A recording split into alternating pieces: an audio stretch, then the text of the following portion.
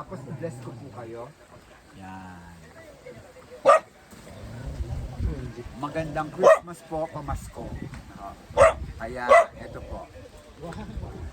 Tanggapin niyo po ito, tanda ng pamasko namin.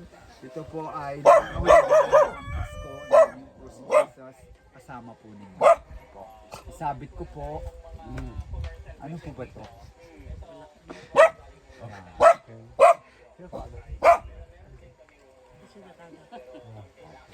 Kindly lock it,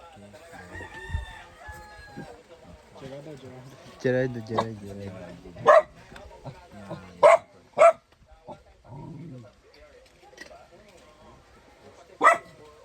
Okay. I-bless ko po dahil yan ay Christmas symbol.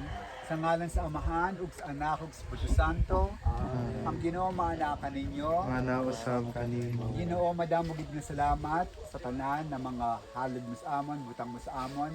Bendisyon ang panimalay, ang pamilya at protektahan pirmi sila. Kinapangalan namin to kay Kristo na among Ginoo. Amen. Ginabendisyon ko kayo at ang iyong pamilya sa ngalan sa Amahan, ug sa Anak, ug sa Espiritu Santo. Amen. Maghimaya ka Maria, na puno ka sa grasya, ang Ginoong Diyos sa inyo na. Dayo ka labis mga babaeng katanan, dayo man mo siya nga si Jesus. Santa Maria, po tayo. Amen.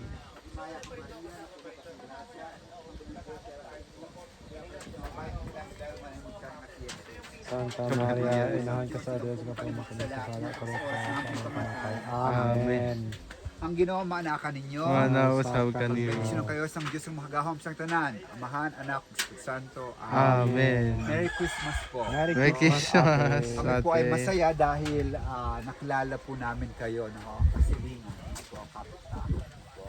Marami po kayong mga ako, mga anak no, nakikita po sa loob. Ngaya mi nako apo dia dalawa. Dalawa pa na isa.